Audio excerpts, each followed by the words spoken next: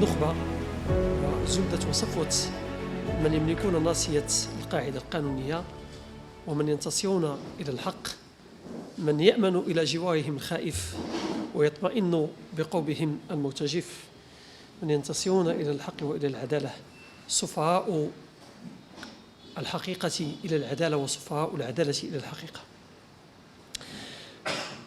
الحقل المفاهيمي المرتبط بالطفل، تكلمنا وسمعنا البارح واستمتعنا سواء من السادة المحاضرين سواء من المتدخلين والمتدخلات، وأغنينا وأشبعنا نهمنا من مجال ثقافة حقوق الطفل.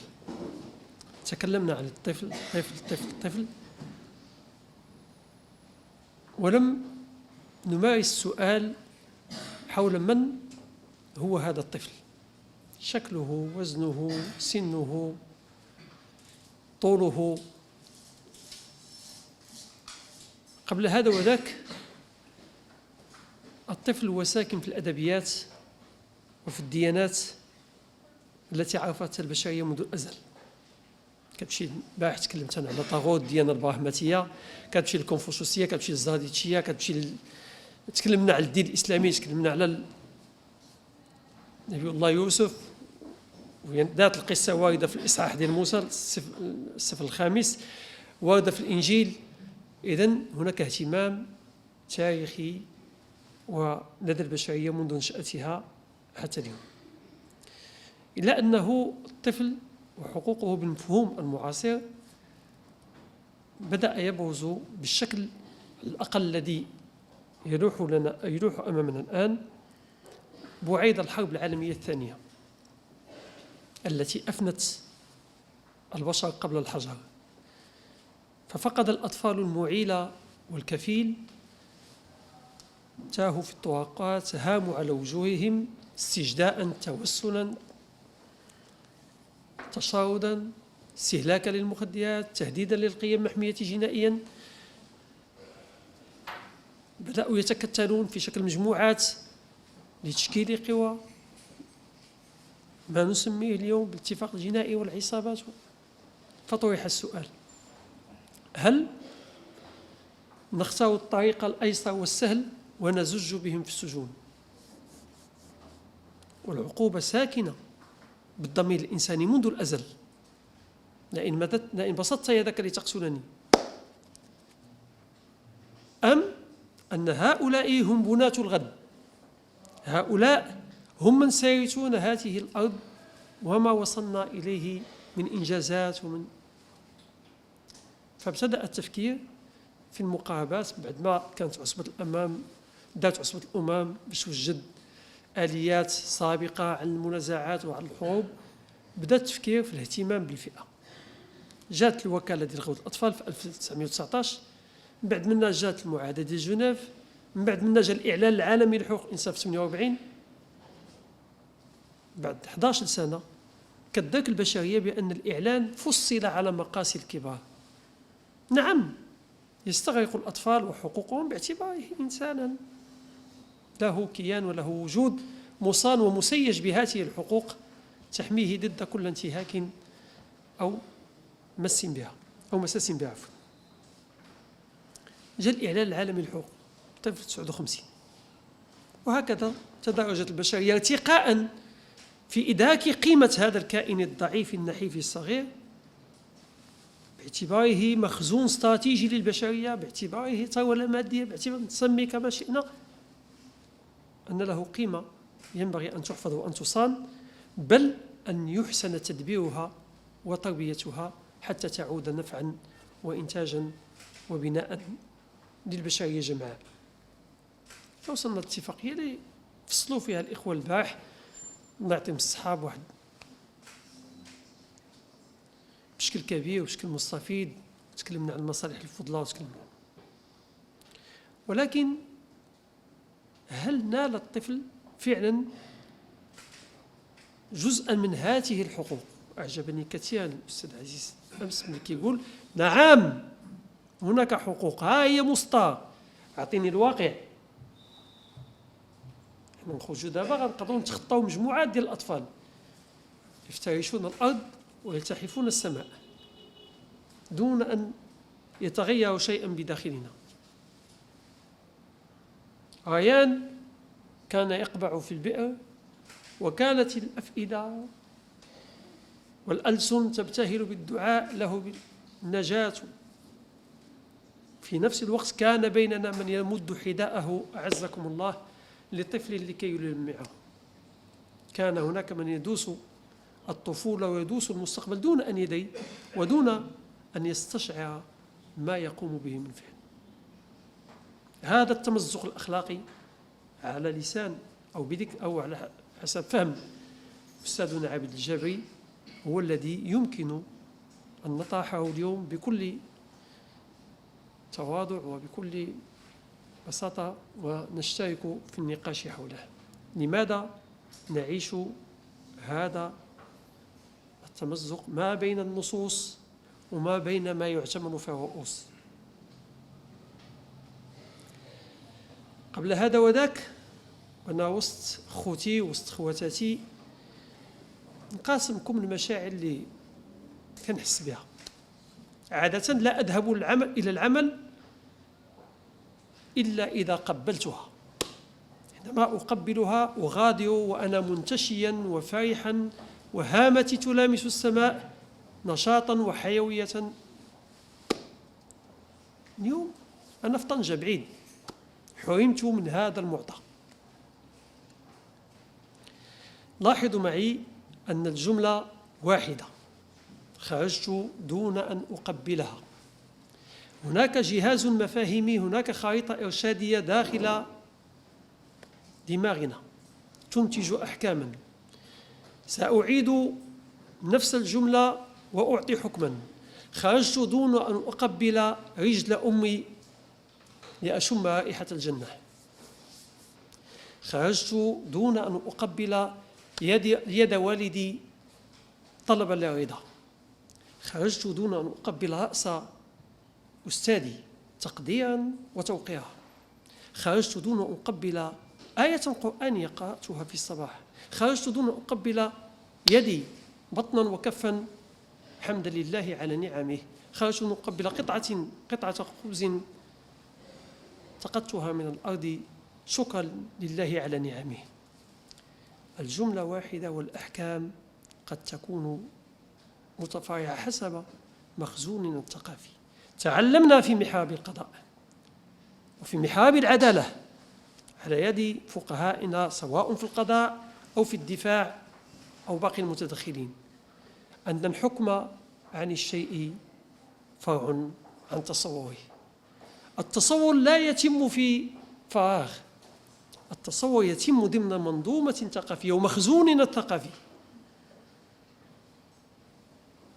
القرآن تحدث عن الجنة، فيها سرر مرفوعة وأكواب موضوعة ونمارق مصفوفة، مياه جارية لا تسمع فيها لاغية، ولكن القرآن يقول فيها ما لا عين رأت ولا خطر.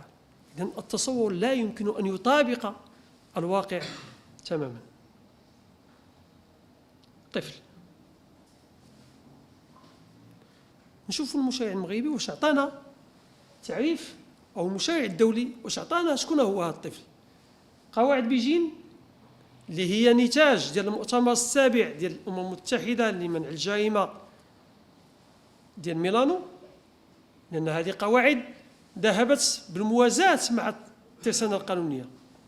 تكلمنا على الإعلان العالمي، تكلمنا على الاتفاقية والمؤتمر الذي كان في الأول مسماه الاتحاد الدولي للعقوبات، كان يأتي بهذه المؤتمرات التي يتكلم على أن الحدث هو طفل صغير، جمع بين الطفل وبين الحدث والصغير. مبادئ رياض كتحدث على أنه طفل وكتكلم على الحدث. هافانا كتقول لنا حدث قل من 18 سنة. اتفاقية الدولية حقوق الطفل كتكلم على أن الطفل هو كل إنسان كذا. الملاحظ أن المواثيق الدولية تجمع بين الطفل والحدث والشخص الصغير وكتعطيها نفس المدلول.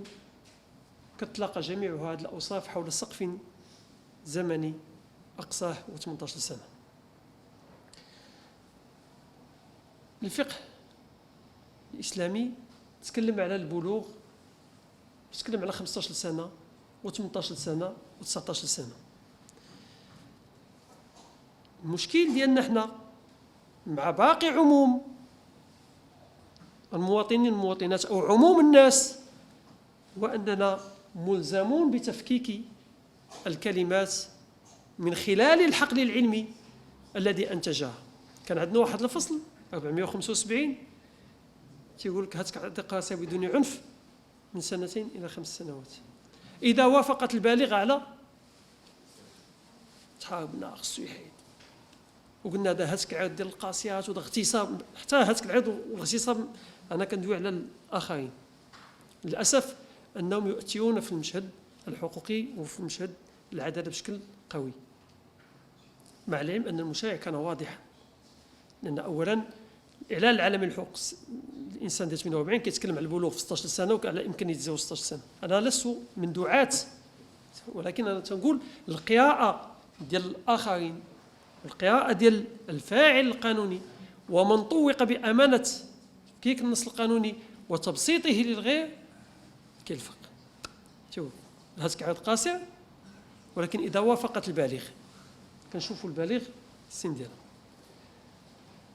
شو وصلت؟ مفهوم الطفل التشريع المغربي يبقى من التوحيد بين هذه الأوصاف والتسميات. المشرع المغربي ما عرفش الطفل، تكلم على الوليد، تكلم على الطفل والصغير جمع بينهما، تكلم على الصغير، تكلم على المحجور، تكلم على البلوغ. إذن عندما نمارس السؤال من هو الصغير، من هو القاصر، من هو الحدث، من هو الطفل، من هو المحجور، من هو البالغ، علينا، وهذا أنا أعلم بأن وأدرك بأن الفاعل القانوني السادة المحامون قضاة أنهم يفككونه تفكيكا سليما، ولكن من خلال الحقل المعرفي المنتج للمصطلح. واش المشرع المغربي يستعمل المرادفات؟ هل يستعمل المشرع المغربي المرادفات ويتراقص بالكلمات كمن يكتب رسالة إلى صديق أو طلب؟ لا. المشرع المغربي عندما أو المشرع الدولي وفي العالم ملي كيحط الكلمة ما تنتقيها إلا بإمعان وبقصد وباستعانة بخبراء في اللغة وفي علم النفس وفي علم الاجتماع، لأنها تكون بمثابة الكبسولة التي إذا ما ضغطت عنها فتحت على آفاق، لأنه يشرع للمستقبل وينأى بنفسه عن التعريفات ويتركها للفقه وللقضاء.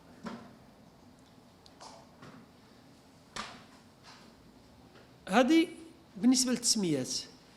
هناك لعبة أخرى في عدالة الأطفال. تحدث المشرع عن 7 سنوات، تحدث عن سن التمييز 12 سنة، تحدث عن من حمل الطفل إلى مؤسسة خيرية 13 سنة، تكلم على المحجور، تكلم على البالغ، تكلم على الوضعية صعبة 16 سنة، تكلم على واحد النقطة مهمة جدا 15 سنة. 15 سنة إذا رجعنا للبلوغ، الله يعطيك الصحة سيدي فؤاد، 15 سنة تتكلم عليها وما تكلمش عليها في فرع واحد من فروع القانون. اليوم 15 عام سنة كاين في السجن. الأستاذة اللي تكلمت الفاضلة العزيزة البارح ملي تتكلم على الطفل اللي تعرض للهسك أو محاولة هسك العرض كان الفعل ديالو أنه طعن الجاني، كان العمر ديالو 16 سنة. ما نتكلموش هذه نقطة أخرى ديال أنك ملي كتعطي سنة ل 16 سنة ما عطيتيهاش لهذاك الولد ديال 16 سنة، عطيتيها ل 50 سنة في المستقبل. عليك أن تستعد بعد ما يكمل سنة ديال السجن في مواجهة نضالية شرسة معه طيلة المدة، باعتبار أن ملكات التكوين والتنشئة والتربية الصالحة وعدم استدمار الكراهية والضغينة تجاه القيم وتجاه المؤسسات خصك كيفاش تخرج منه، انتظروا في المستقبل. 15 سنة 15 سنة اليوم كيمشي للحبس. المشاهد المغربي تيقول لك من 12 حتى ل 18 سنه. قال واش كاينه؟ حنا غادي نشوفوا واش كاينه، لان احيانا التشريع يسير الى ردع عام والى اخطاء الاخرين حتى لا يقدموا، ولكن واش قالها غنفذوها؟ غادي نشوفوا واش فعلا 15 سنه كيمشي للحبس. 15 سنه 143 في التشغيل ما يخدمش. 15 سنه 400. واش ممكن الا قبلتوني يعاونني ولا يعاونوني جوج الناس بالنصوص القانونيه، من نبغي نص معين نلقاوه اذا كان ممكن، حبا ولطفا وتكرما. قانون جنائي، مسطره جنائيه. الله يعطيك الخير الاستاذ الكريم. اذا نشوفوا 408 نسمعوا شنو قال على 15 سنه. نشوفوا 459 قانون جنائي 408 وغادي نمشيو ل 459. نشوفوا 408.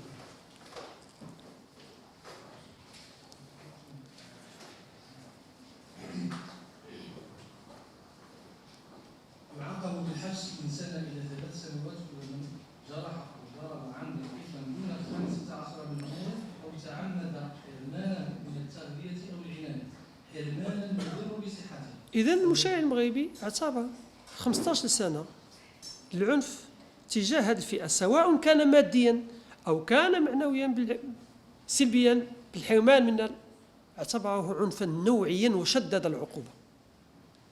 459 إذا ذكر الأستاذ الكريم 459 ومن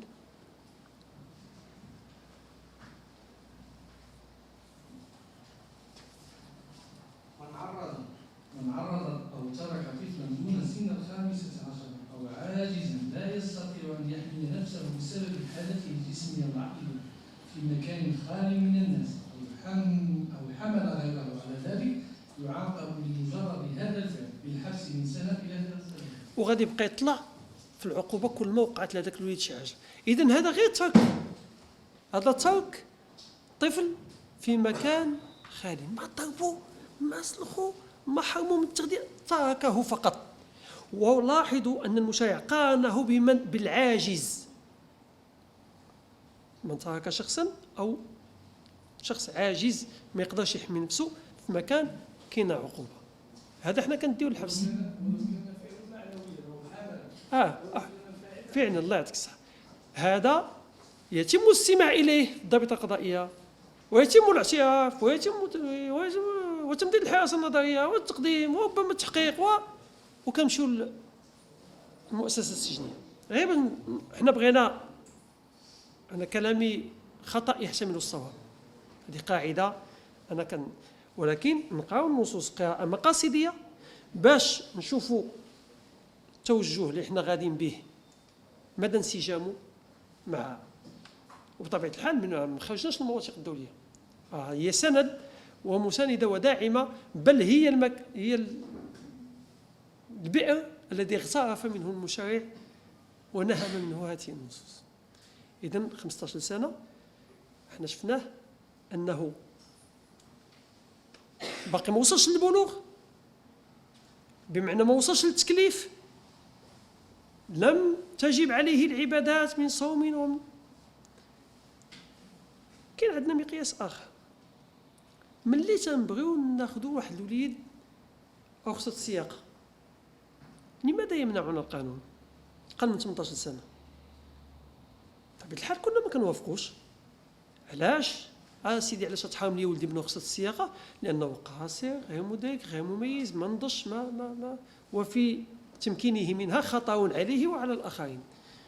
رخصة الصيد كذلك،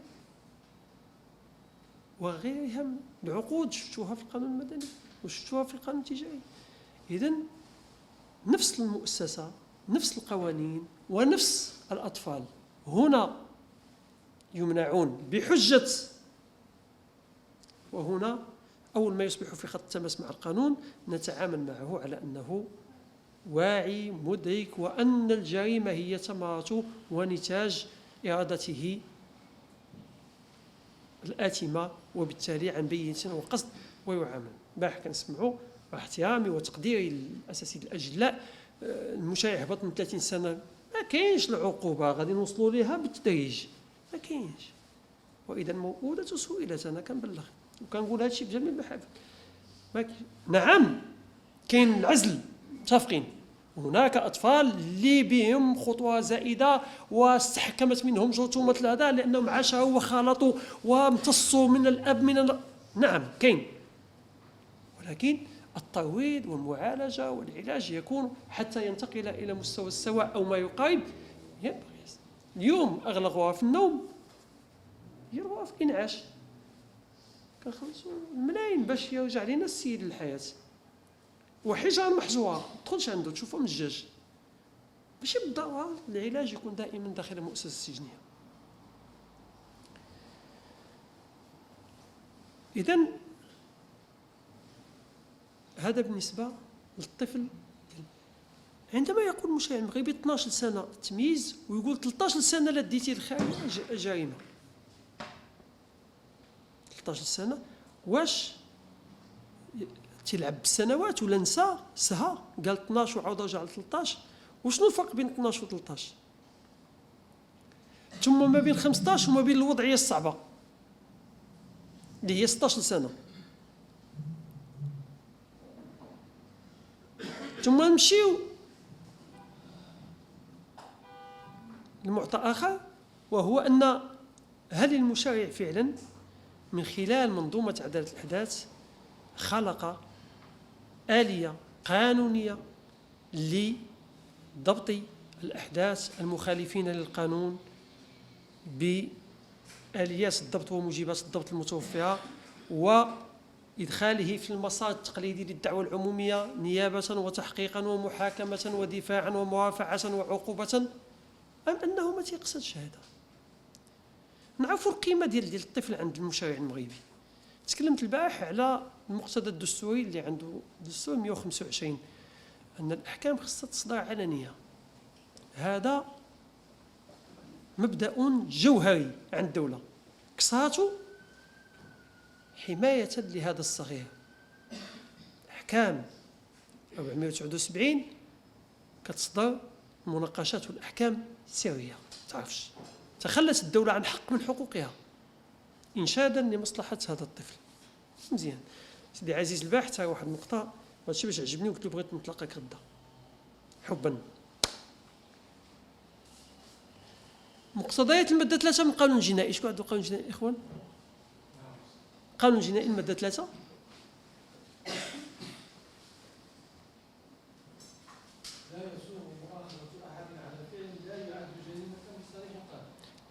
لا يسوغ مؤاخذة أحد، ما قالش شخص. وهنا النقاش خور، يعني القانون الجنائي كيبدا بكل أحد، كل أحد شوية كيدخل كل شخص إذن كل أحد سواء كان صغيرا أو كبيرا، عاقلا غير عاقل، مسؤول غير مسؤول، ما يمكنش ناخذوه بفعل لم يكن جريمة. عندنا 33 الأستاذ الكريم، غير تحملني الله يرحمك الوالدين، عندنا 33 من القانون الجنائي. إذا حكم على رجل وزوجته ولو عن جرائم مختلفة بالحبس لمدة تقل عن سنة، وكان غير معتقلين يوم صدور الحكم، فإنهما لا ينفذان عقوبتيهما في آن واحد إن هما أثبتا أن لهما محل إقامة معينا، وأن في كفالتهما وتحت رعايتهما طفلا دون 18 ليس في الإمكان أن يقوم بكفالته على الوجه المرضي غيرهما من الأشخاص والمؤسسات العامة أو الخاصة، ما عدا إذا صدر من طرف الزوجين طلب مخالف. إذن لا جريمة ولا عقوبة إلا بالنص. أولا الدولة تتعطل الحق ديالها في العقاب، المفروض في الأحكام الجزائية تنفيذ. كتقول كودي أنا إلا كانوا جوج الأزواج وفي كان فيهما طفل دون 18 سنة، الله يجزيكم بخير. كاينة فقرة ثانية، إذا كانت عقوبة الحبس الصادرة ضد كل من الزوجين تفوق سنة وكان تحت كفالتهما وفي رعايتهما طفل تقل سنه عن 18 سنة، أو إذا لم يكن لإعادة الطفل من طرف أفراد عائلته أو شخص عام أو خاص في ظروف ملائمة، تطبق مقتضيات القانون المتعلقة بالمسطرة الجنائية الخاصة بحماية الأطفال في وضعية صعبة أو المقتضيات المتعلقة. علاش قلت سيدي عزيز نشوفك غدا؟ لأن تا هاد النقطة كيفاش واحد ما دار حتى حاجة وغادي تحجزو؟ كيفاش واحد شفنا الفصل 3 ما تقيش الحويه، ما كاين مقدس منها، ما كاين مقدس من الحويه، كاين مقدس منها. ملي كنشوفوا المقتضيات ديال 74 حاله فوين كنشوفوا 385 اعتقلتي اجل 300 ايام، بل اكثر منه. كان المسطره الجنائيه الفصل 385 شكون عنده المسطره الجنائيه؟ باش نعرفوا كيفاش ينتصر المشرع الى الحريات. يقدم المتهم الى الجلسه في الحاله المنصوص عليها في الماده 74 من هذا القانون بدون سابق استدعاء، وفي كل الاحوال داخل اجل 3 ايام. الفقره الاخيره سيدي عزيز، الفقره الاخيره يمكن استدعاء الشهود شفهيا بواسطه اي ضابط من ضباط الشرطه القضائيه. واش عرفتي شنو هي الجلسه منعقده وتقول لي الشاهد يجي دابا يجي، ما كاينش استدعاء والتبليغ شفهيا. السيد وكيل الملك الشاهد يحضر، جيبوا بالطوموبيل، جيبوا بالشرطه. القيمه ديال الحريه كنعتقد المقتضى ما كيمشيش في المحاكم. انا ما هسو ما لان كيجينا من طرف وهو كاين، خصنا نتمسكوا به، استدعاء شفوي. انا سيدي محتاج لهذا الشاهد كمحكمه، سيد وكيل الملك غتخبر الضابطه القضائيه حيث يقيم المعني بالامر تجيبوا لنا دابا. عيط عليه في الهاتف يجي، بغا يجيبوه. علاش؟ لان الواقف امامنا ماشي شفاق قمار، لا، هو بريء الى ان تقول محكمه النقد يستوفي جميع طرق الطعن. وبالتالي انسجاما مع الفصل الاول خصنا نحميو هذه قرينه البراءه ونحميو هذه المحاكمه العادله. نرجعوا ونبقاو. اذا الاستاذ الفاضل تكلمتي لينا على ان كيفاش الدوله عطلات الحق ديالها في العقاب انشادا لمصلحه الطفل. واحد. جوج، كيفاش غتاخذ لنا واحد الطفل لا ذنب له اللي ارتكبوا الفعل الجرمي هما الوالدين، ما عنده حتى حاجه. وكتقول لنا سيدي غتطبقوا من 512 حتى من 510 حتى 512، اما الضحايا واما الوضعيه الصعبه. ملي كنمشيو عند الوضعيه الصعبه وعند الضحايا كنلقاو كيحيل على 471 اللي كاين عند قاضي التحقيق في 486. قاضي التحقيق في الجنايات راه كاين حتى عند الابتدائي، ولكن غير باش نشوفوا فين كيمشي معنا المشرع. 486 إذا كانت الأفعال المنسوبة للحدث تكتسب طابعا جنائي، فإن المستشار مكلف بالأحداث بعد قيامه ببحث منصوص عليه في المادة 474 آلاء يجري تحقيقا في القضية حسب الكيفيات المقررة في القسم الثالث من الكتاب الأول المتعلق بالتحقيق الإعدادي. يمكن إخضاع الحدث من نظام الحراسة المؤقتة المنصوص عليه في المادة 471. إذا تخيلوها عمليا، وليد جايب الاغتصاب، جايب القتل عند قاضي التحقيق، طبق 471، غادي يتلاقى لينا مع واش المشرع يحمق أم أن رؤيته هي أعلى من الرؤية اللي كنشوفوها هنا، على أن هذا الكائن الصغير متى كانت إمكانية معالجته خارج المقاربة العقابية خارجة يمكن، أي أنه أتى الفعل. وهذا غادي نناقشوه في المداخلة الثانية، كيفاش أن عدالة الأحداث مقسومة ما بين قانون الموضوع للنيابة العامة والضابطة وما بين قانون الشكل للقضاء، مقسومة غير في الخطاب. كيفاش ملي كيدوي مع النيابة العامة والضابطة القضائية بلغة، وعندما كيتكلم مع قضاء الأحداث وقضاة الأحداث والمستشار مكلف الأحداث كيدوي بلغات مخالفة تماما. ما نسبقش حتى نوصلوا لهذا. إذن المبدأ الثاني شفنا المبدأ الأول هو أن مبدأ السرية اللي هو المبدأ الدستوري تخلى عليه إنشادا لمصالح الطفل لعدم وصمه. اليوم سيدي نبيل كنتكلموا على السوار الذهبي، على السوار الإلكتروني، كنتكلموا على السوار. أنا أبرئ ذمتي جاني باش ندير الملاحظات ديالي وغادي نقولها. انا ملي كتقول لي السوار الالكتروني في عداله الاحداث انت تسحبني كقضاء الى العقوبه، خرجتيني من الطابع. عضو الناشط في الامم المتحده تلتزم بما تقدم كان ملتزم، جاب مسطره جنائيه. شنو قال؟ قال له وديك تخدام بالظاهره ديال 59 وقعت شويه بالاجراءات الانتقاليه ديال 74، ولكن دابا اني قفزه نوعيه تنسجم مع الالتزامات الدوليه، مع العهد الدولي للحقوق المدنيه والسياسيه، مع اتفاقيه حقوق الطفل، مع الصيدا، ومع وبالتالي جت مضامين جديده ومشى لنا للقانون ديال التلبس. مازال مشى لنا الفصل ديال التلبس، بدا لنا بقائمه البراءه الاولى، بدا لنا بان المدخل الى المصلحه الجنائيه علينا ان نحترمه ونخلع عن علنا، لانه قائمه البراءه او المحاكمه العادله والشك في سوف المتهم. وانت داخل عليك ان تتطهم الادانه المسبقه. اذن المشرع المغربي قلنا في المسطره الجنائيه ملي جابها جاب واحد الكلام خصنا نوزنوه. حنا ذواقه، حنا هنا ماشي ناس عاديين كنسمعوا الكلام ويدوز، لا تبارك الله ما شاء الله. انا سمعت البارح قال لي سقراط تكلم كياك، وانا سمعت كاين واحد الكلام. نمشيو للتوجهات الكبرى في المسطره الجنائيه في الديباجه، التوجهات الكبرى ديال عداله الاحداث. بعد ما تكلم المشرع المغربي على الثغرات وعلى المعاناه وهذا في المسطره الجنائيه، تيقول علاش جبت هذه المسطره الجنائيه وعلاش جبت هذه العداله ديال الاحداث. لا التوجهات في الاول، عفوا في الاول.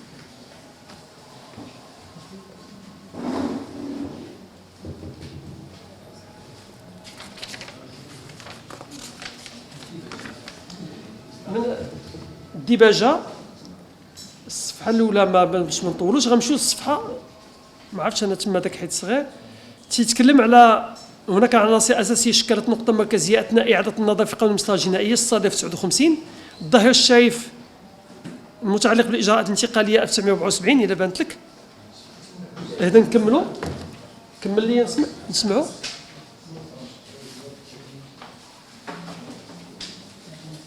إذا كان الهدف الذي توخاه القانون الجديد هو حماية الأحداث الجانبية. لا غير في الديباجه، غير في هذا. اسمح لي انا غادي نبقى ماشي مشكل نمشيو كاملين. تيقول في الديباجه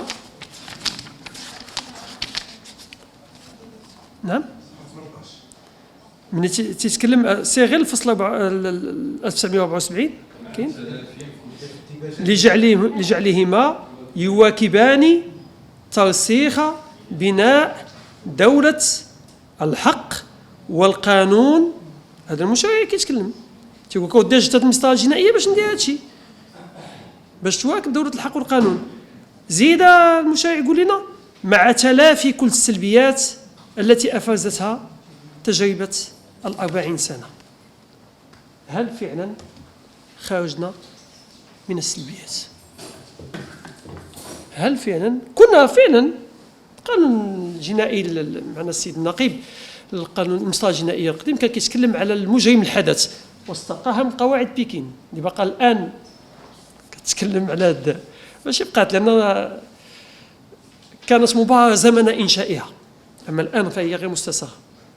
زمن انشائها ممكن تسمعها دابا لا، والمشاركه ولكن ملي كيقول لك انا جبت المسطره الجنائيه وجدت هاد التوجهات الكبرى، وجدت العنايه وتكريم الاحداث، وجدت كذا، الهدف عندي هو الانسجام مع دوله الحق والقانون وباش نتلافى 40 سنه من الممارسات السلبيه. كيبقى السؤال علاش ما قدرناش نخرجوا، او على الاقل بالشكل اللي مطلوب، باش كاينه اضاءات، كاين توجهات كبيره. سمعنا الاستاذ الخشف باح عملاق ما شاء الله في المجال كاين، ولكن علاش ماشي عامه؟ علاش ما زالت السجون؟ قال لنا السيدي نبيل الباحه 4000 طفل مصيبه، 4000 طفل خصك تحسبيها في 2070 تحسبيهاش دابا وفي 2060 4000 شو جيش. وهنا فين الاستاذه تكلمت على الضوء ديال العداله في ديال الاحداث في الوقايه، الاستثمار في الوقايه، وكيفاش ان الدوله كتنازل على حقها وكنقولوا كسرت مبادئ، دخلت واحد مدينه حتى حاجه 480 مسطره جنائيه 480.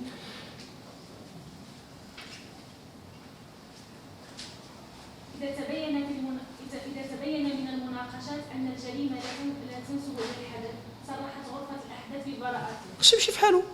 نكملوا اختي الفقره الثانيه يا استاذه الكريمه. إذا تبين من المناقشات أن الأفعال لها صفة جنحة أو وأنها تنسب إلى الحدث، لا كاين قبل منه.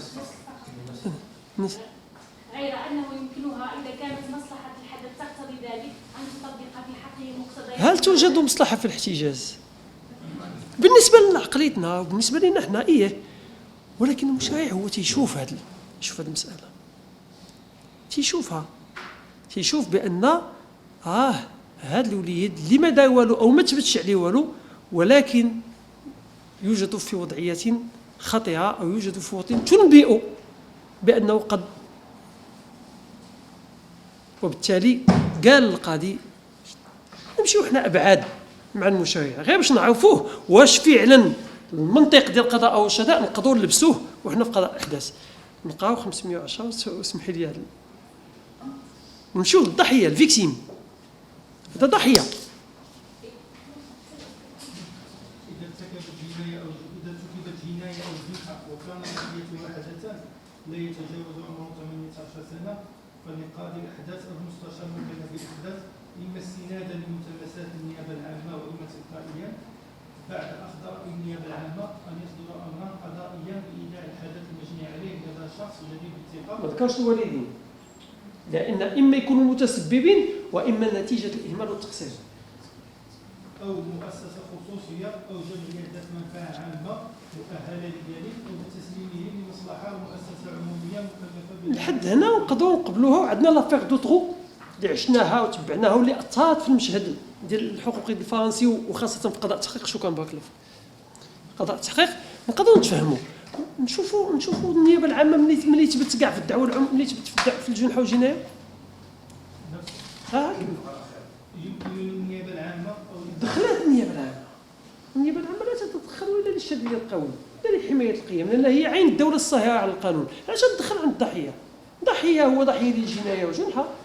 مزيان قلنا للقضاء دخل وهز داك الوليد وما تعطيهش اسيدي الوالدين، اما تسبب بشكل مباشر او غير مباشر، عطيه كذا كذا كذا ودير ليه الخبرات الطبيه، ولكن سنه تثبت لان كان الاصل هو الى ان يفصل في الجنايه والجنحه.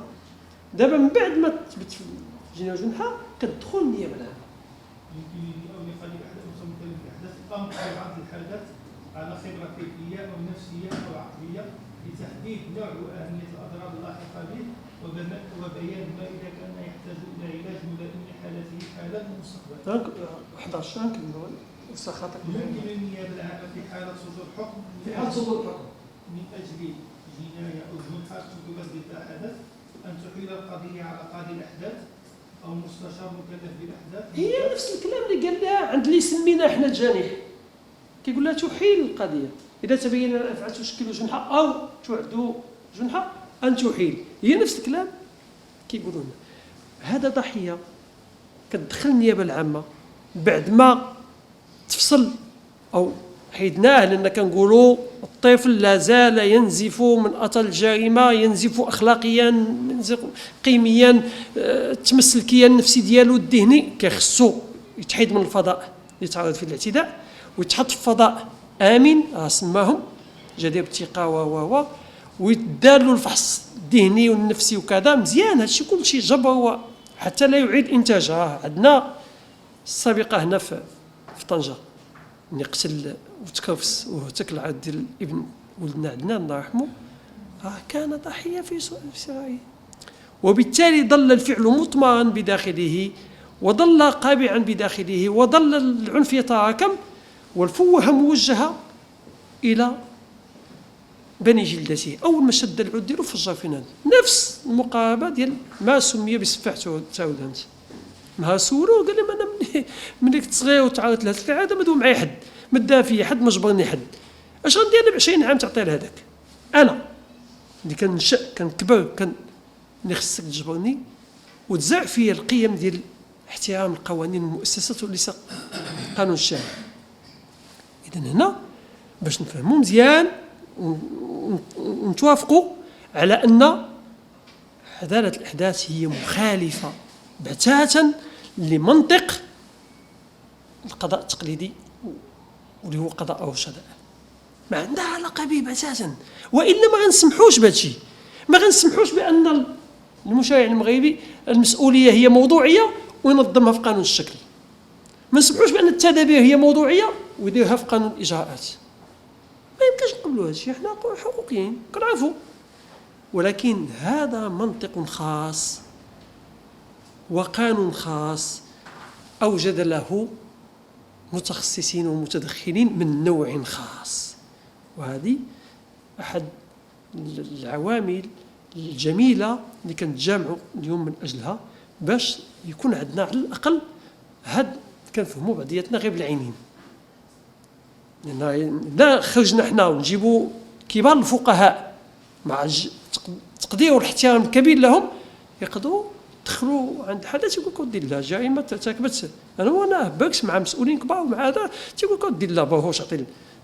علاش؟ حيت ما تشربش هذه الثقافه اللي تكلمنا عليها البارح، اننا نخرجوا من عداله الاطفال الى ثقافه الاطفال. وعلاش التشريع الدولي والوطني الاقليمي؟ شوفوا المشروع ديال قانون الاحداث العربي الموحد نفس المنطق، الاتفاقيه ديال حقوق الطفل او الميثاق العربي لحقوق الطفل، الميثاق الافريقي لحقوق الطفل، نفس اللغه. ولكن تلافي 40 سنه من السلبيات لا زال هناك عائق إبستمولوجي، عائق معرفي. علاش؟ لأنني وأنا كنتكلم بوضوح، الكاميرا أمامي، أنني ملي كنجي نجلس، إذا شرفني السيد النقيب نجلس في بلاصتو قال لي نوب عليا نص ساعة، وهذا شرف ليا قد لا أطاله يوما ما، قال لي جلس نص ساعة بلاصتي، سأسأل المساعدة في الكتابة ماذا يفعل في هذه وماذا يفعل في هذه. علي أن أنتج ما ينتج، ما نقدرش نخرج على السقف اللي محدد. القاضي حطوا في قضاء الأحداث تيسول تيقول لك نعطوني الأحداث عمرني ما درتها، اش كيديروا فيها خويا؟ فأعيد إنتاج الماضي، لأن الواقع يتغير ويتجدد والتراث تابع قابع. فالدخول إلى الحاضر من التراث ليس محمودا. نعم التراث بما يمتلكه من تجارب ومن ممارسة فضلة وعائدة ينبغي تثمينها والبناء عليها للانطلاق، ولكن هناك أشياء، هناك طحالب وأشواك ينبغي أن تزج من الرؤوس. ينبغي أن أدخل من الحاضر إلى التراث. اليوم كيفاش هو الطفل، كيفاش هي الحقوق، اش قال المشرع، علاش جاب مسطره جنائيه، شنو هي الضمانات، شنو هي كذا، ثم أدخل إلى التراث لأغترف من الممارسات الفضلة والتجارب الرائدة، حتى في التسبيب ديال الأحكام وحتى في القراءة وحتى في سمعنا البارح كيفاش الأستاذ اللي كان في اللي تكلمتوا عليه اللي أصبح اليوم زميل ديالكم اللي كان في القضاء، كيفاش تقنيات الاستماع قبل ما نبداو نغوتوا بها حنا، كيفاش تيدير الوليد ولا الضحيه كرسي تيعلى باش يكون على الاقل باش ما يحش بداك الخطاب الفوقي وكيتكلم معاه همسا احتراما لخصوصيته. اذا الخروج من التراث الى الحاضر تصبح متذكرا لا مفكرا، تصبح تابعا لا مبدعا، تصبح مقلدا لا مجددا. وهذا أحد الإشكالات الكبرى اللي سنعانيها في مجال عدالة الأحداث. نعم تغيرت القوانين، نعم التزمت الدولة بمواثيق دولية، نعم، ولكن نسير ببطء شديد، أو أن سيرنا لا يواكب البنية الإيقاعية للنصوص القانونية. لأن الفقر المعرفي في مجال عدالة الأحداث يجعلنا نطبق النصوص جاهزة كما هي دون إدراك سرها وكنهها وغاية المشرع ومحل القاعدة القانونية فيها.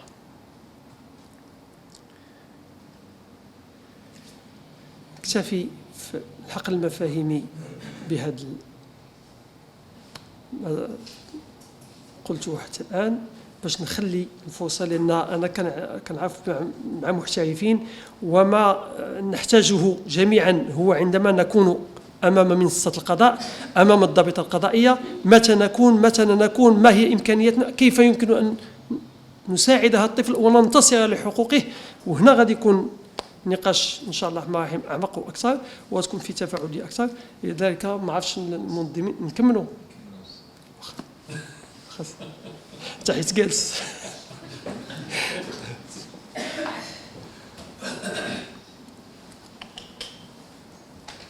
عفوا نمشيو انا كفاعل في مجال عداله الاحداث، ضابط الشرطه ولا في كتابه الضبط ولا في القضاء ولا في المحاماه، كيفاش خاطبني المشرع وعلاش قال كاينه نصوص خاصه اجهزه خاصه. ملي تيقول اجهزه خاصه ماشي بالتسميه، ماشي حيت سميتك نقصايح فلان يكون، لا، خص معايير. اليوم المحاماه في ايطاليا 10 سنوات ديال الممارسه عاد تنوب على الطفل. في ايطاليا محامي تيدوز في المجلس التأديبي لانه قال الطفل كذب على القاضي، ماشي قال له كذب وانما قال له نكور، وقالوا لي لا هذا يدخل في القدوه السيئه، لا، ولكن هو قال باش يضمن النتيجه، لان بان القاضي. ولكن عندما يكون القاضي، وغنشوفوا هذا الشيء في المسطره الجنائيه، شكون اللي كيصنع المقرر القضائي في عداله الاحداث؟ واش هو نتاج خالص للقاضي ام هو مشترك مع الدفاع، مع مندوب الحقوق المحوصه ومع الوصيه؟ والساده مشات تحدثت بالامس وعجبتني بزاف ملي شارت النطاق الشخصي للدعوه العموميه. لأن الإشكال الكبير اللي في عدالة الأحداث هو من يحدد النطاق العيني. نعم النطاق الشخصي واضحين، 473 نعطيك الخير مسطره جنائيه، النطاق الشخصي واضحين فيه، ما عندناش مشكل، ولكن النطاق العيني من يحدده؟ عند الكبار ماشي مشكل، كديروا الضابطه القضائيه والنيابه العامه والتحقيق وكيجي، ولكن يحكم في كل قضيه الاداء من غير حضور باقي الاشخاص المتابعين. ما يحضر حتى واحد. اذا النطاق اللي غادي يتحدد لنا غيقولوا لنا تما شكون؟ ويقبل للحضور في البحث والمناقشات كل الشهود القضيه والاقارب والوصي او المقدم او الكافل او الحاضر او الممثل القانوني للحدث او الشخص او الهيئه المكلفه برعايته واعضاء هيئه المحاماه والمندوبون. اذا هذو صناع المقرر القضائي في عداله الاحداث. وعرفتي اش كنقول المقرر؟ ما كنقولش قرار للحكم. ولدي نتواصل معاه عرفتي قرار 364. نعم مقرر قضائي شامل. بالنسبه للقرار هو القرار السند ديالو. دابا مع ولادي مع سير ما نخرج من الناس نتشاد معاك ونمشي لناصر. السند 364 تكون الاحكام والقرارات والاوامر الصادره عن هيئه الحكم. الاحكام عاود باش السند تكون الاحكام والقرارات والاوامر الصادره عن هيئه الحكم محررات ومعلمات الاسباب. يتلى منطق كل حكم او قرار او امر في جلسه علنيه ما لم تنص على خلاف ذلك مقتضيات خاصه. يقصد بالمصطلح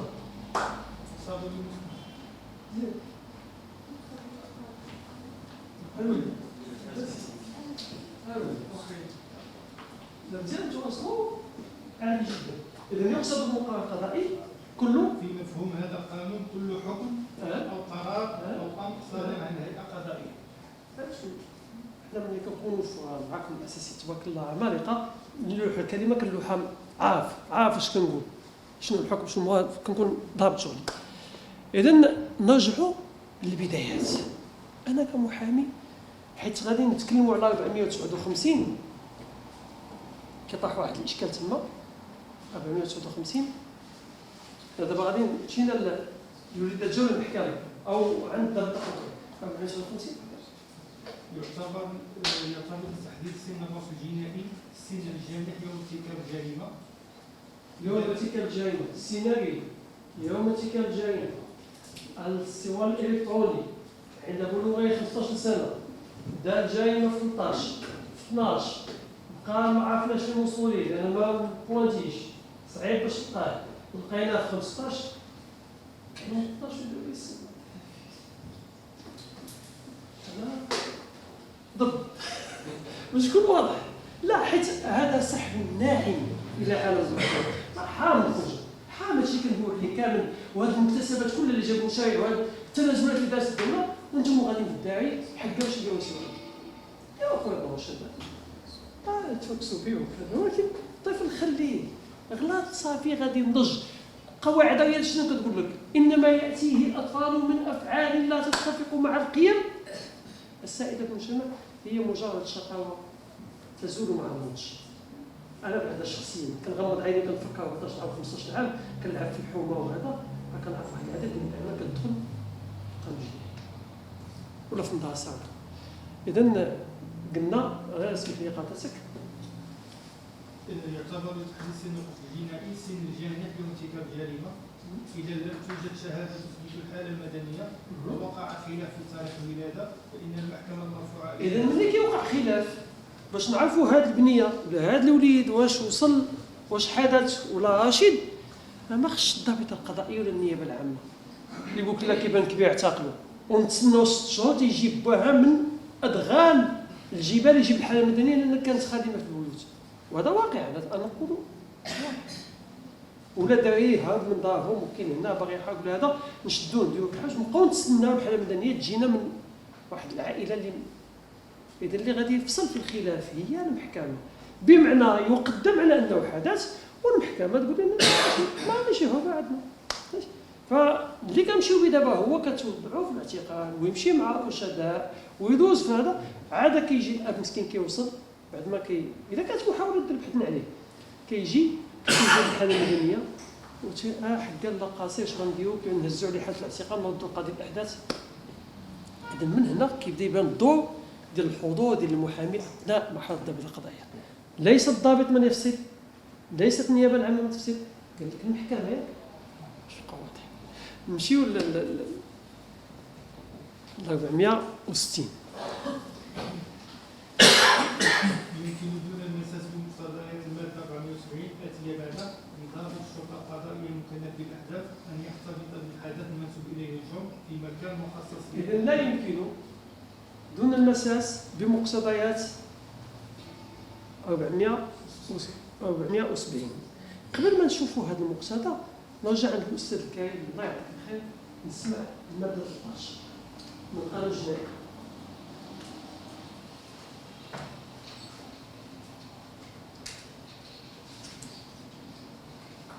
طبقوا على البالغين باش نسمعوا على القانون الجنائي. ما تجيبش منصوص عليها في هذا القانون. اذا القانون الجنائي يقول لنا مثلا التجاوز الكود ديالنا ما نديوش بحال العقل 18 عام لا التدابير ولا العقوبه. نشوفوا 139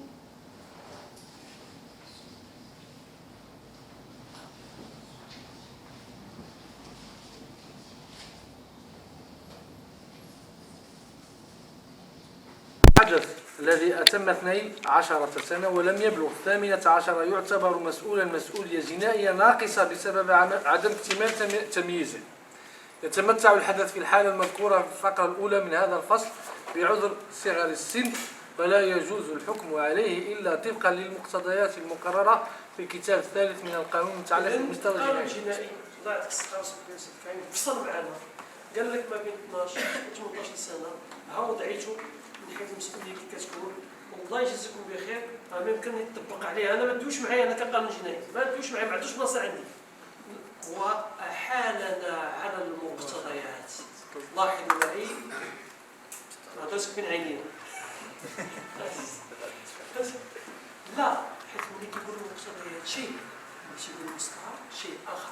حيت هذا غنلقاو اللبس ديالها ملي كيحيل 461 على 41 الآن ما كنبغوش نقبلوا في النيابة العامة ما نقبلوش التنازل في غير الجنح الضبطية.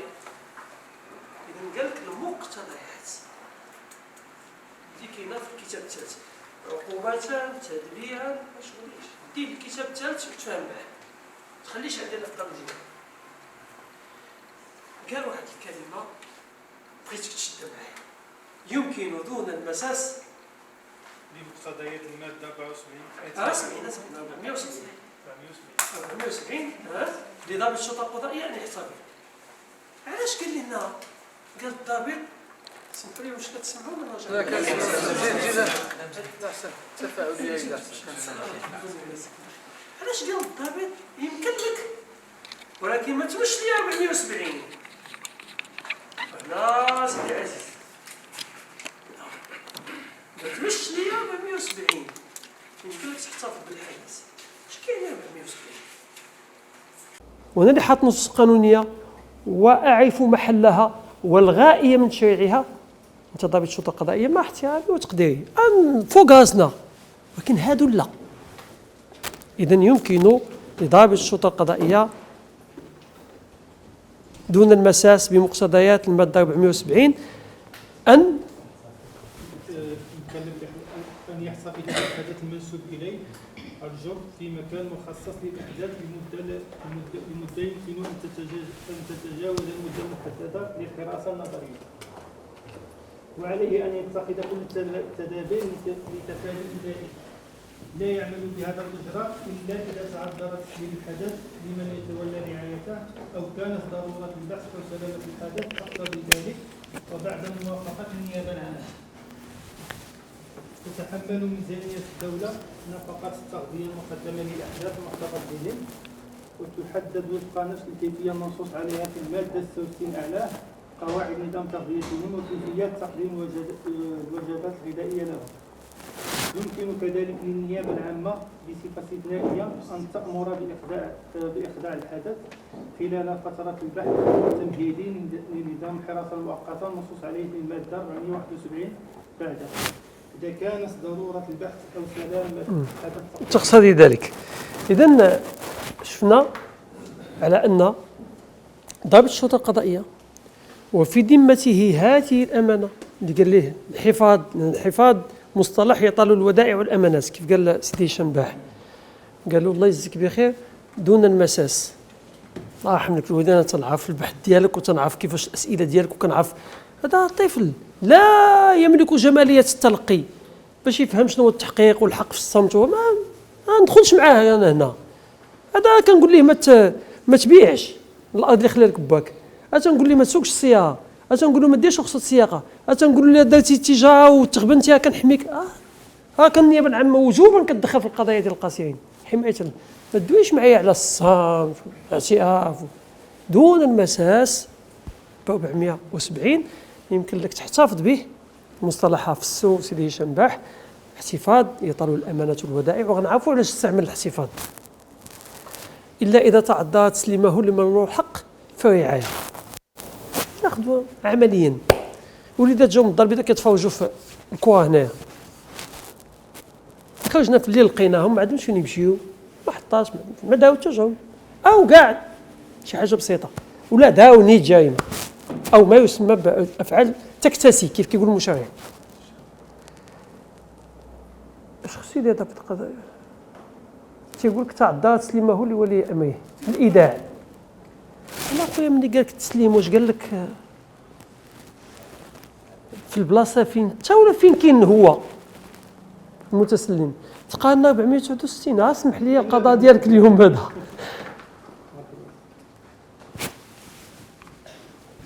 يكون الاختصاص لقاضي الأحداث أو المستشار المكلف بالأحداث الذي ارتكبت الجريمة في دائرة نفوذه أو الذي يوجد ضمن دائرة نفوذه محل إقامة الحدث أو أبويه أو وصيه أو المقدم عليه أو كافله أو حاضر. وهنا اليونيسف خصها تدخل، حيت عاوتاني هذا عمل بغينا نتمسكوا به باش نكون واضح. قال الاستاذ عزيز الباح خصو امكانيات ضخمه، حطينا نصوص عاليه.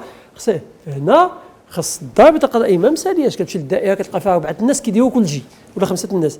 خاص تكون اليات سيارات ديال غتقول لي هذا عاوتاني الدصا ديال الداعي والطال. لا، حنا شفنا الوليدات اللي هبطوا من الكناس يتفاوجوا في الدار البيضاء 170 اللي تعتقلوا ولا اكثر، الغد لي والديهم كلهم جاو.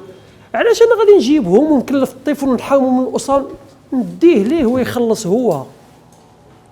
خص تعطى. وهذه من الحوايج اللي تندافعوا عليها، ان تعطى هذا المكنه للضابطه القضائيه انه يمشي للاسره.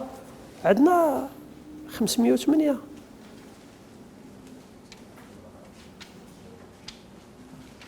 يتعين في جميع الحالات التي يسلم فيها الحدث مؤقتا أو نهائيا لغير أبيه أو أمه أو الوصي عليه أو المقدم عليه أو كافله أو حاضنه إصدار حكم يتضمن تحديد الحصة التي تتحمل. خلاص أخويا، أنا غنشدو لك، أنت فرطت وأهملت وقصرت، أنت فرطت أنا غنشدو، ولكن تخلص معايا، تحمل معايا.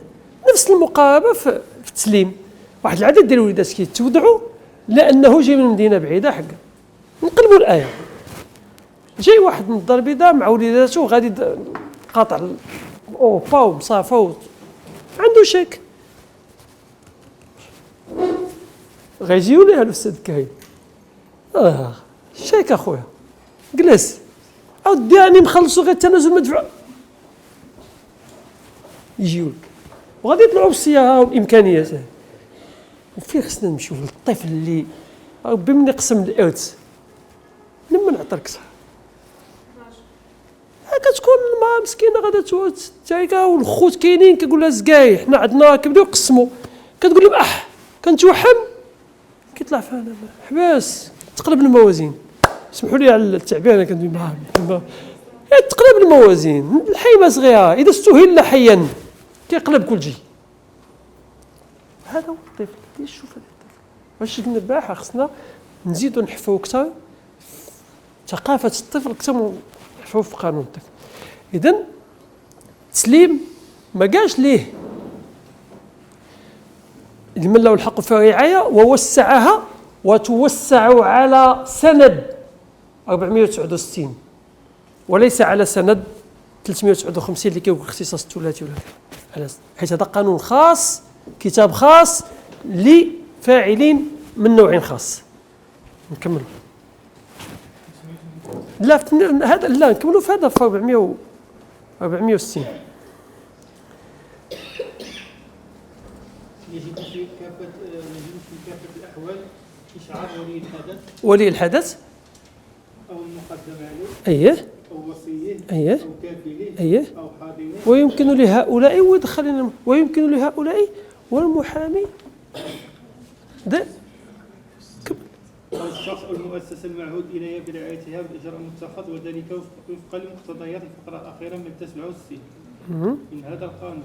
ويحق لهؤلاء وللمحامي المنتصر الاتصال بالحدث في الحالتين المنصوص عليهما في الفقرة. أولا أعطى المكنة للمحامي أنه يحضر مع الأوصياء والآباء وكذا، ما محداش بسقف زمني معين وتكمل 48 ساعة وتبدأ في التمديد ثم بناء على طلبه.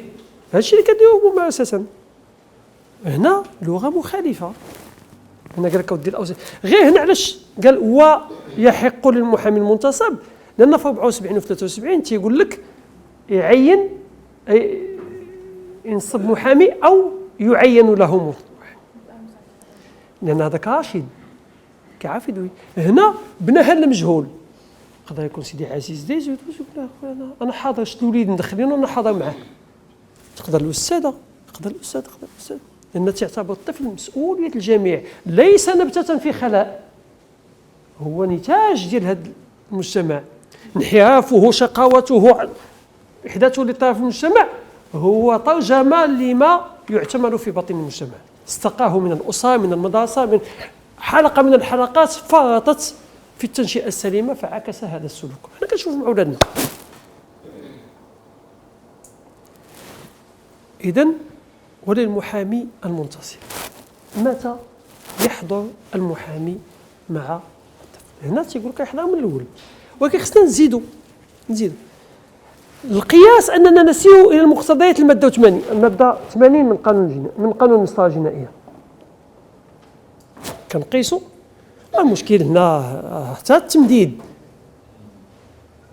هنا تيقول لك بعض الإخوان تيقول لك ودي مادام قال لك الاحتفاظ نفس الوقاء وحال على مدة الحراسة النظرية من باب القياس كيوكسل التمديد. الله يا ودي، التمديد هو استثناء من القاعدة ديال 48 ساعة ولا ديال 96 ساعة، هو خروج على الأصل، والاحتفاظ هو خروج على الأصل ديال التسليم. فكيف يتم قياس الاستثناء على الاستثناء؟ هذه واحد. جوج، المشرع كان سيدي قاسي مع الطفل. شحال عطاه؟ 15 يوم. تخيلوا معي أنه يظل في عهدة الضابطة القضائية والنيابة العامة 15 يوم. كتكلم لي على التمديد وأنا عطيت 15 يوم. ولكن هل هاد 15 يوم لأنه فعلا خطيئا وجبارا أم لأن الطفل يحتاج إلى وقت وإلى مقابات وإلى تشخيص وإلى علاج وكذا طمأنة لدفعه إلى البوح؟ حتى أنا الدري هذا صغير، أولادنا لا كان ديرها كتسولو كيدير درتي ما تقنتيش لغة الحوار معه. واش عجبني البارح الأستاذ اللي يهبط للمستوى ديال الطفل، لأن كلشي كيدوي من سمائه العالية. عطاه 15 يوم ياك 15 يوم. إذا وسع للضابطة القضائية حين البحث أو حين التحري بشأن الجريمة والأفعال التي تشكل جريمة، وأعطى المحامي أنه يحتفظ. كاينة نقطة أخرى تما مهمة جدا، قالنا يحتفظ بالحدث.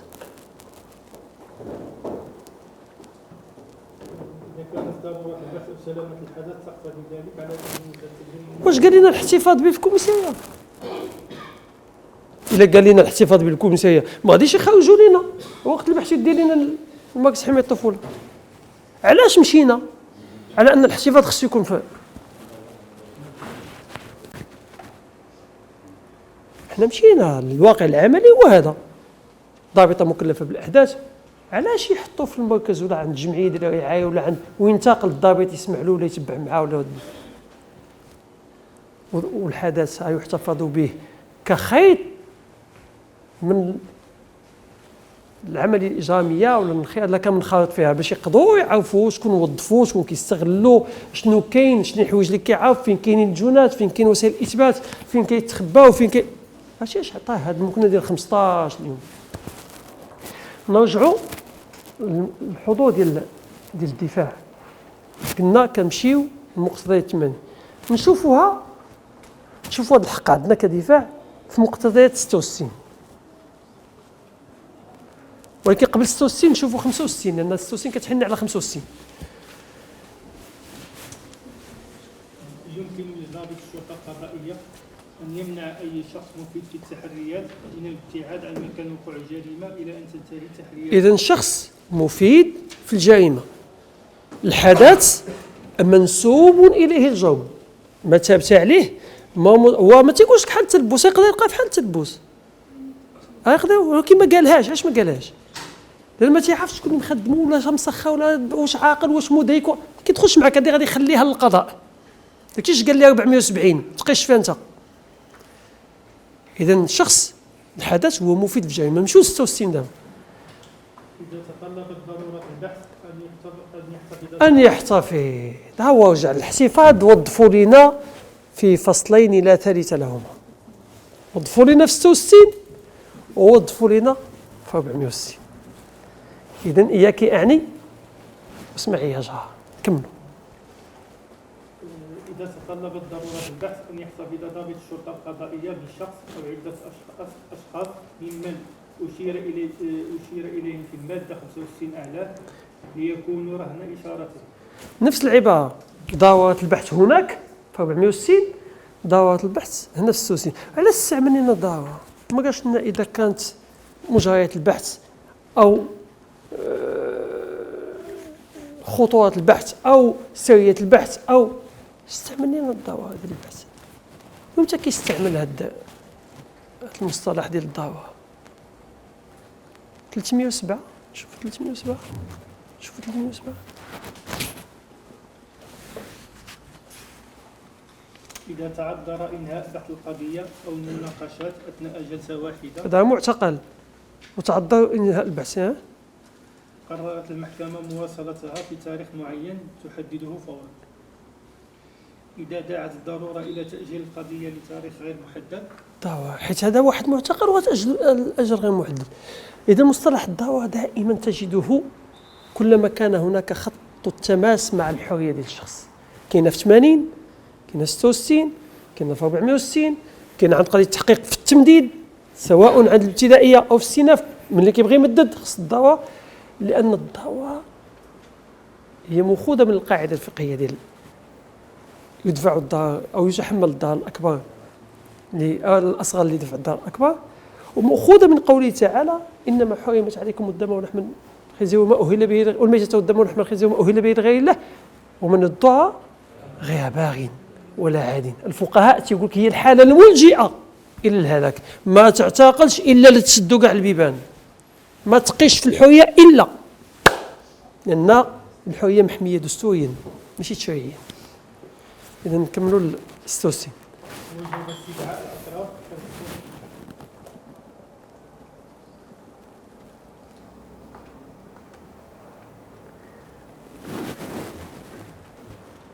إذا تطلبت ضرورة البحث أن يحتفظ ضابط الشرطة القضائية بشخص أو عدة أشخاص ممن يشيرون في مادة 95 لا يكونوا على إشارته، فله أن يضعهم تحت الحراسة النظرية لمدة لا تتجاوز 48 ساعة. اذا هو داو في الحراسه النظريه لمده ديال 48 ساعه.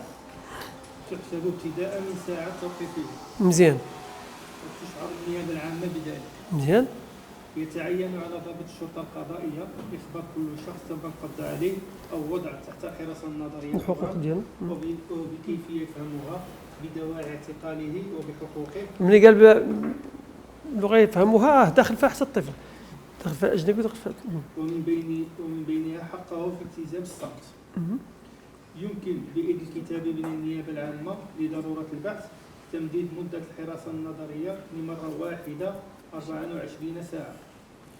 إذا تعلق الأمر بالمس بأمن الدولة الداخلي أو الخارجي نمشيو لاتصال بالمحامي باش كاينه تما في الفقه يحق للشخص الذي ألقي القبض عليه أو وضع تحت الحراسة النظرية الاستفادة من مساعدة قضائية ومن إمكانية الاتصال بأحد أقربائه. شكون هو الشخص؟ كاين الشخصيه وما كاينش الشخص، لان الشخص هو الانسان اللي وصل لسن رشد يجمع اهليه الاداء مع اهليه الوجوب دون عوارض ولا نواقص لا قانونيه ولا طبيعيه، ما تحكم عليه ما هذا هو الشخص، وبالتالي يتحمل التصرفات ديال الاعمال ديالو اللي كتصدر عليه. الشخصيه لا اللي كتمشي ل 482 مثلا تيقول اذا كانت شخصيه ملي كيبغي يمشي للحبس تيقول اذا كانت شخصيه الحدث الاصلاح بذاته اداره السجون القانون 98 23 الفصل 12 تيقول لك الاصلاح والتهديد هي وحدات لاستقبال الاحداث والاشخاص دون 20 سنه دون 20 سنه، بمعنى المشايع المغربي عنده وحده هي ديال حتى 20 سنه وباقي طامع فيك او في الحدث او في الطفل انه السلوكات ديالو ما مضبوطاش وما مقبولاش، وبالتالي خصو غير التدابير. نتاكدوا من هذه النقطه الاستاذ نلقاو 400 ماشي 486. إذا تعذر على قاضي التحقيق أن يقوم لا 87 عفوا 87 يقوم قاضي التحقيق إلزاميا في مادة الجنايات في الجنايات واختياريا في مادة الجنح اييه بإجراء بحث حول شخصية المتهم حول شخصية ماشي شخص، وحالته لأن الشخصية هي معطى سيكوفيزيائية مجموع سمات اللي كنقولوا هاد البنيته حد كاع هاد الوليد قبيه حد هذا كريم هذا خارج البابا هذا سبحان الله العظيم غير هادو سمات كيجيو في الجينات ديال الانسان. اليوم في علم النفس الحالي اللي تحديد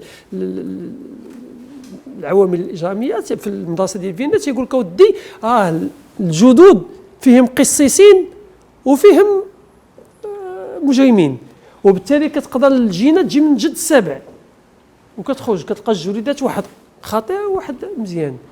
حنا المغاربه تيقول لك الولد الكوش كتولد السباغ الدباغ، اذا جايه في الجينات مع والدي تيقول لك باه مولاي عما هذا وهاد الدري ما عرفتش منو خرج بحمك او باه الله يستر شوف كي داير وهذا وليد شوف سبحان الله العظيم كيفاش جا. اذا نكملوا 87 وحالته العائلية والاجتماعية. اذا كيدير بحث في الجنايات والزاميا لمن هم قل اذا كان كملوا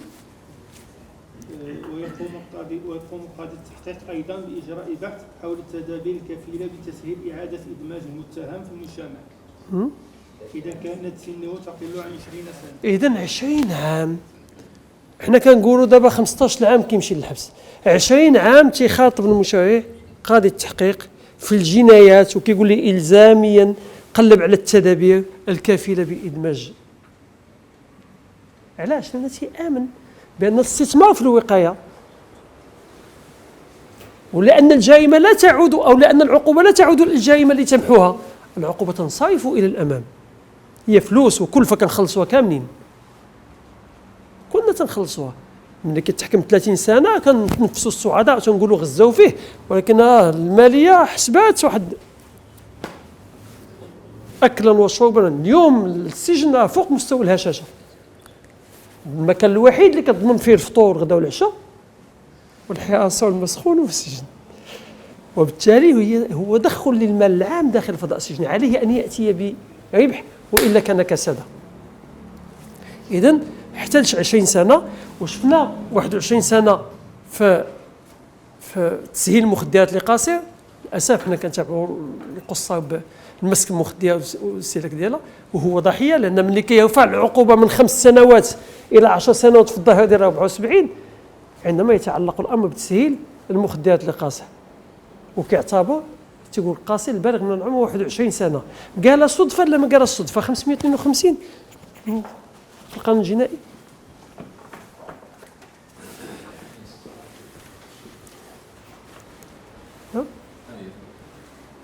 552 من استغل حاجة قاصر دون 21 ما قالها الصدفة، ما تيلوحش والله، ما تيلوح لي كارت ديالو هكاك المشرع.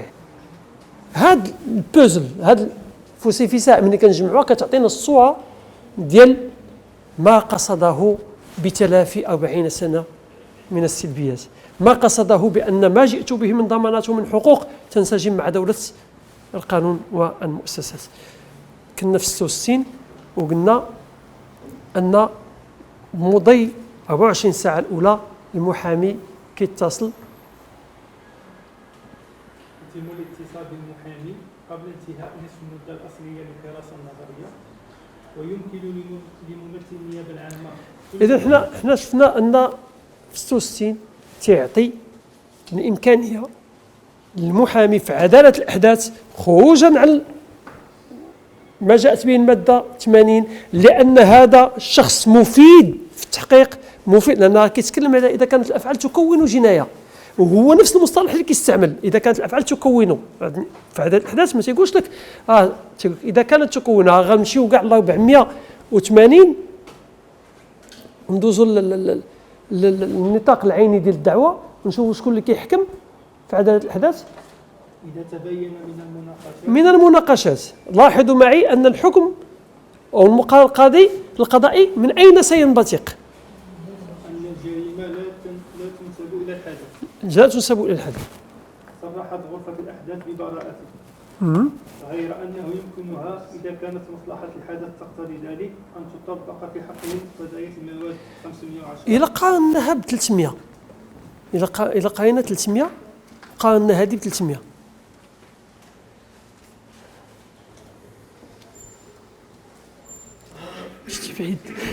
يجب تحت طائرة البطلان أن تتم إجراءات البحث والمناقشات في جلسة علنية، ما عدا في الحالات المنصوص عليها في المادتين 301 و 302 بعدها. لا يمكن إثارة هذا البطلان فيما بعد إلا إذا طلب ممثل النيابة العامة أو الطرف المدني 299 اللي قبل منها. تبت الهيئة القضائية في الطلبات الرامية إلى تأجيل القضية إلى تاريخ لاحق. إذا كان جميع الأطراف حاضرين أو ممثلين في الجلسة فيمكن للمحكمة أن تؤجل القضية إلى تاريخ تحدده على الفور وتشعر به الأطراف دون حاجة لتسليم استدعاءات جديدة. يمكن للمحكمة إذا دعت الضرورة أن تؤجل القضية. هذه شفناه. إذن عدالة الأحداث تيقول لك من المناقشات حنا سادين علينا، معنا حتى واحد نطاق الشخصية دوينا عليه 8 قبيله في 479. كاين القاضي، النيابة العامة، كاتب الضبط، كلهم هادو أجهزة تم تسميتهم باستثناء كاتب الضبط تسميتهم رسميا بالتكليف أو بالتعيين في قضاء الأحداث. كاين المحامي الصديق للطفل والمنافح عن حقوقه والمدافع عنه، كاين مندوب الحرية المحروسة الذي بنى الوقائع الاجتماعية المنشئة للفعل محط المساءلة القضائية. اليوم في سويسرا ملي كتخرج الضابطة القضائية لتوثيق الوقائع ديال الفعل الجرمي كتخرج يخرجوا الباحثين الاجتماعيين لبناء الملف الاجتماعي، لأن ليس مفصولا عن هذا، لأن الأطفال وحتى الرشداء يعشقون العدالة. ما كاينش شي واحد في السجن ما تيبغيش العدالة. هذاك اللي قتل الطفل عندنا ملي دخل الحبس ما قبلوش المساجين، ما قبلوش، لأن عندهم حد أدنى ديال الأخلاق. لا أخويا ما ديرش معايا هذا، أنا ماشي هذا وحش ماشي بشر. إذن يعشقون العدالة، ولكن كقيمة هي مفضلة ومحبوبة. كإجراءات ينبذونها لأنها تفصلهم عن الأسباب الدافعة أو الجاذبة إلى السقوط في المحظور. كيقول لك أنا واش عرفوني علاش درت، واش عرفوا واش داز عليا. للأسف واحد الوقت والحمد لله هنا كيبان التطور ديال الذهنيات وديال الممارسات الحمد لله في المغرب، أن كانت الأم العازبة كيبلغوا على الشرطة ويجيو يدوها، هي ضحية هاتك، هي ضحية خصنا نمشي. لكن فعلا خصنا نمشيو نقلبوا على اللي دار الفعل، خصنا نمشيو نقلبوا، فكنهزوها من تما ديوها. كذلك ملي كدير محاولة ديال الإجهاض وملي كدير كذا، وبالتالي ما كناش كنسولوا فيه قبل. تنعقل انا غير قد كنت منشطا اللي واشات مع الساده القضاة ومع الضابطه القضائيه في هذا المجال. كيسولني قاضي كنحضر وقدم، كنا كنديروا ورشات وكنديروا نازله والمائده كيكون فيها الضابطه القضائيه والنيابه العامه، وللاسف ما كناش كيحضروا معنا الدفاع وهو مكون اساسي ومهم. فقدم على كنا كنديروا الممارسات الفضلى كيفاش من الضابطه القضائيه حتى للتدبير. من بعد منها ب 15 يوم تيتكلم معايا في التليفون تيقول لي بغيت نستشير معاك، المدير ديال السجن طلب مني واحد الحدث عندها نزيف لانها حامله بغيت دير السبيطار. واش وقفت قلت له واش هذه حدث؟ قال لي قلت لي الفاعل وتنازلت لي موت الفكره ديال القاضي. قلت لي مشيت ليه مباشره قلت لي الفاعل، قال لي فعلا واش عرفتي الملف شكون قال لك؟ قلت له لا، حيت باينه هذا جا تعدى على طفله احتك العرض ديالها نتج عليه حمل، ولانه متزوج جات الحاجه تستر الفضيحه دارت له تنازل كيفنا على انها خيانه زوجيه وهي عندها المشاركه في خيانه زوجيه، والانكى هي تودعت في السجن. والحال ان الفعل اذا كان يحتمل اكثر من وصف فانه نسيو بها شديه يا صاحبي. القانون هذا واه واش غنبداو القانون لا فاصيل ما وتعطيه هو يمشي، وهي هذه البنيه ملي غتخرج ومع الحمل ديالها شنو غننتظروا منها؟ لا هي ولا الابن ديالها. لهذا نقول نحن في المؤسسه بان الجنوح يصنع ولا يولد. الجنوح يصنع ولا يولد.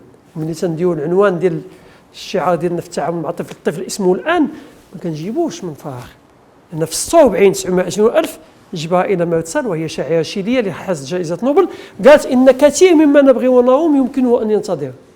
إن كثير مما نبغي ونروم يمكنه أن ينتظر، الطفل لا يمكنه أن ينتظر. الآن تنمو عظامه، الآن تتدفق حواسه، الآن تتدفق دماؤه، الآن تتطور حواسه. إنك لا تستطيع أن تقول للطفل انتظر إلى الغد، لأنه ببساطة اسمه الآن. هذا بهذا المنظور هذا ما يمكنش تقول له لا ما غتشوفش الدفاع وحتى تدوز لمده الحياه. ما كايناش تمديد في عدد الاحداث حتى ينشا هذا الكلام ديال الدفاع ما يحضرش مع الحدث اصلا ما كايناش. وللاسف جايه في المشروع اللي كيتكلم بان لا ينبغي تكريس عدد الاحداث العداله التقليديه قالها المسلم حتى ما عرفتش انا شكون اللي وحى بها وبغوا يديروا التمديد، وهذا انا تنعتبره ما يمكنش نخليه يدوز. اذن المشاريع اللي تنازل على شنا حقوق كبيره دستوريه وهذا تنازل عليها واللي عطل الحق في تنفيذ العقاب على قبل الوليد واللي في الجنايات 493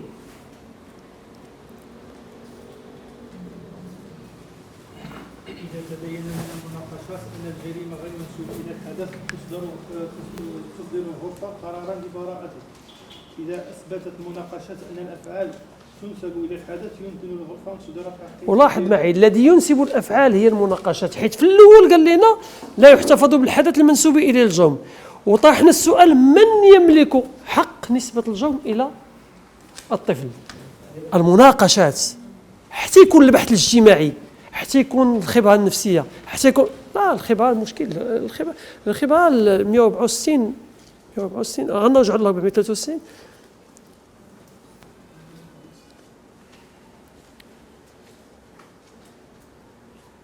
تؤدى تعويضات ومصاريف الأشخاص الذين يجرون أبحاثا حول شخصية المتهم. شخصية ماشي الشخص، لأن الشخصية انطوائية، عدوانية، خجولة، السيكوباتية ما نقدروش. تعلمنا في محكمة النقد أن الأمور الفنية يستعان فيها بأهلها. هذيك خبير الخبراء ما عرفتش شكون قالها شي نهار، والله يغفر ليه. كاينش الأمور الفنية يستعان فيها بأهلها. سالينا غنشد الشيك ونقول لك هذا التوقيع موظوفة زرقاء اليمامة هؤلاء المجرد، هذا ما يمكنش. وبالتالي خبير يتحمل مسؤوليته، وكاين ترتيبات في القانون راك شفتوا 369 وما يليه إلا مشى تخرج على الخط الله يستر ولا شي حاجة، ولكن الأصل فيه أنه متخصص خبير فني هو الذي تكون له كلمة الفصل في هذا الباب. في نطاق الوقت تحت المراقبة القضائية باعتبارها مصاريف قضائية في الميدان الجنائي. إذن عصابة قال قاضي التحقيق أن هاد الخبرات وهذا الشيء باش تعرف الشخصية ديال معنى بالأمر ديرها، والمصروفات كتدخل المصروفات القضاء الجنائي. إلا مشينا لها ما كاينش شي واحد عنده لا مصروفات ديال القضاء الجنائي اللي كتكلم في البند الثاني على أن كتدخل في مصاريف القضاء الجنائي. الدولة كتقول لك ودي ديرها كقاضي ولا كنيابة عامة ولا ديرها، وأنا غادي نستافي الفلوس من بعد. صيفط لي الطفل، وأنا شخصيا عندما كنت قاضي الأحداث كانت عندي الخبرة إلزامية وما عمضوا معايا شي حد. سي أخويا دير لي الخبرة، واش يحتاج إلى مختص حتى نقول بإدمانه من عدمه؟ كيدير مختص كيقول لي الإدمان، تنقول حالة مرضية وليس إجرامية، وكنمشيو بعد وكنحدد. نعم السقف محدد في 2000 درهم وخصك ترجع عند الوكيل العام، وهذه خصها مراجعة لأن كاين بعض الخبرات اللي تحتاج أكثر. ولكن المكنة أن مصروفات القضاء الجنائي في عدالة الأحداث هي داخلة في ما تتحمله الدولة إلى حين. علاش؟ لأن الدولة تقدر تسناه. الدولة تسنى الطفل ولا ما تسناش؟ تسناه. نبقاو مقتضيات 4 نشوفوا واش كتسنى، حيت مادام كتعطيه كتاخذ من عنده 4 من المسطرة الجنائية. اسمح لي اليوم، ولكن أنا وياك كتنحرقس. تسقط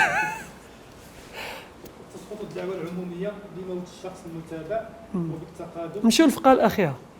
تسقط أيضا بتنازل المشتكي عن شكايته إذا كانت الشكاية شرطا ضروريا للمتابعة ما لم ينص القانون على خلاف ذلك. ديال التنازل ديال التقادم بالنسبة إذا كان حدثا، إذا كان قاسيا.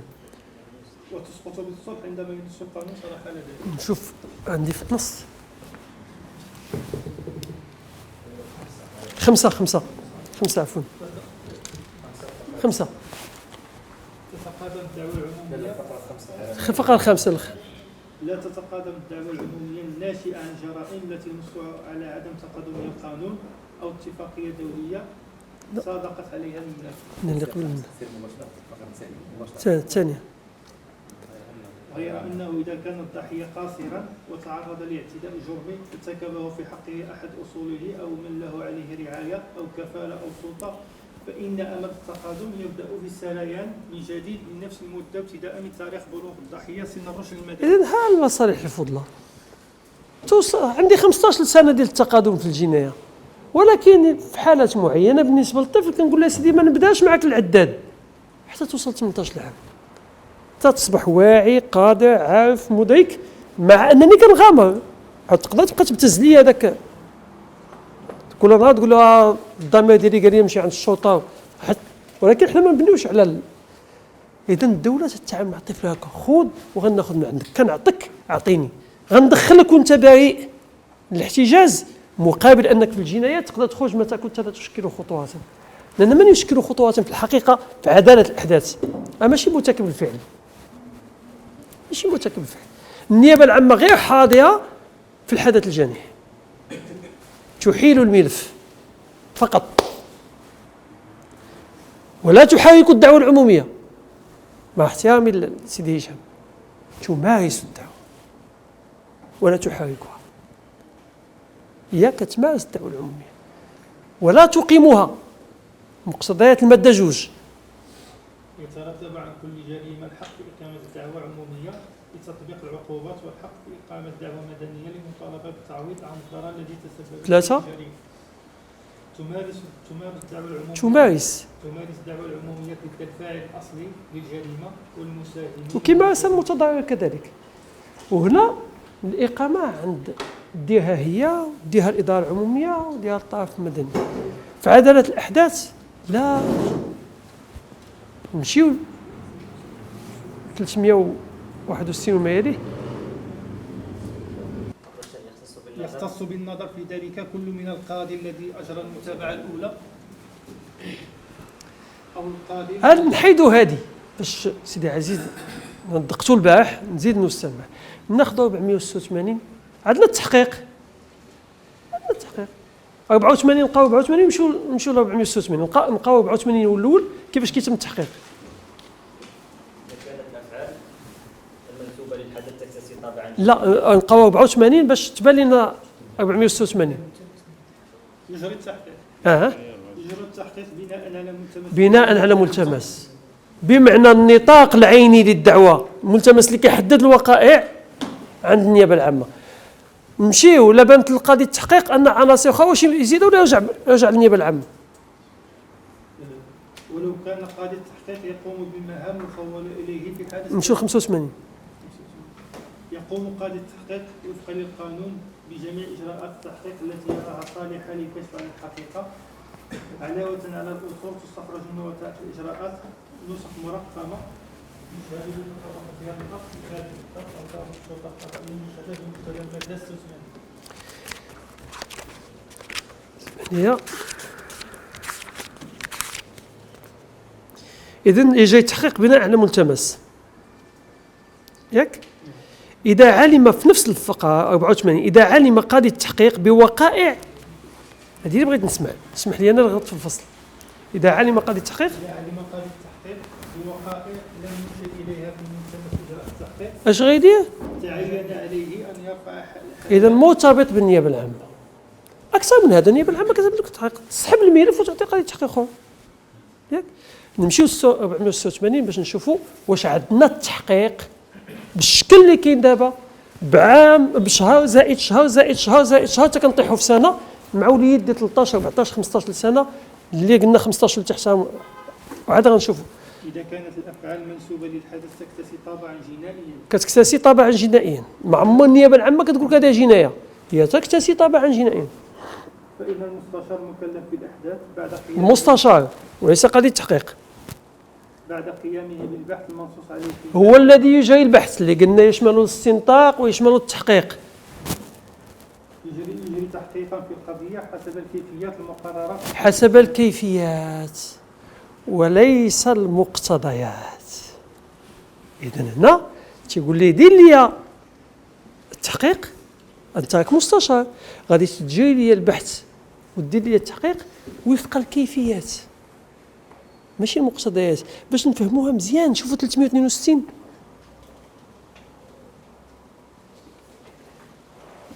إذا كانت القضية غير جاهزة للحكم اييه أمرت المحكمة بتأجيلها لمتابعة دراستها بجلسة أخرى يحدد تاريخها، ولا يجوز تأجيل النظر في القضية دون مبرر جدي مقبول.